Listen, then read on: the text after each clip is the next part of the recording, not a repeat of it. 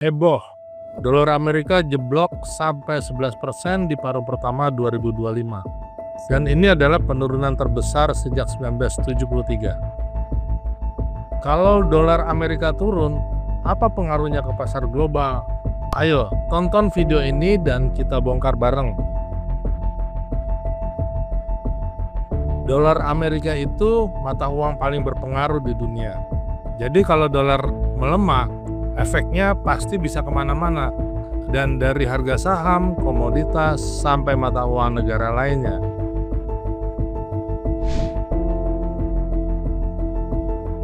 Apa ini berarti investor bakal boncos kalau dolar Amerika turun? Enggak selalu ya.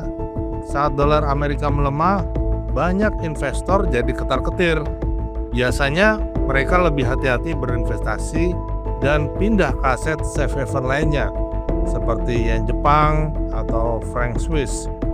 Akibatnya mata uang negara lain malah bisa menguat. Berarti rupiah juga bisa menguat dong?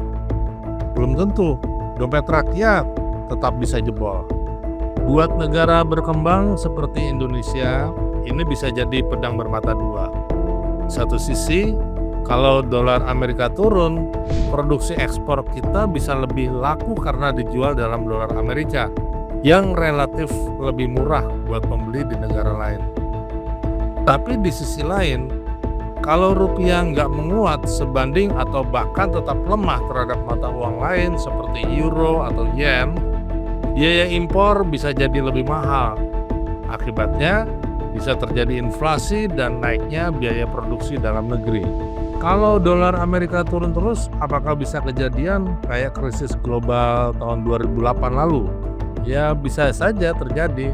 Pelemahan dolar bisa bikin pasar saham, obligasi global makin labil. Harga gampang naik turun, investor kehilangan arah. Biasanya ini jadi sinyal kalau ekonomi Amerika mulai melambat.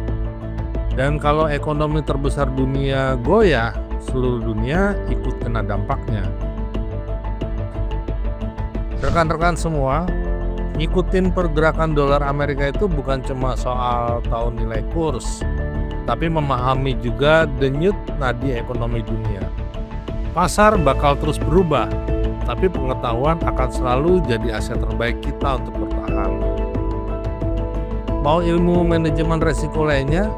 Terus belajar bareng saya. Saya Jonathan Sara. Saya instruktur forex dari Broker XM, selalu hadir di ruang lanjutan Indonesia. Setiap hari Senin sampai Jumat, jam 1 siang sampai jam 9 malam waktu Indonesia bagian Barat. Sampai jumpa.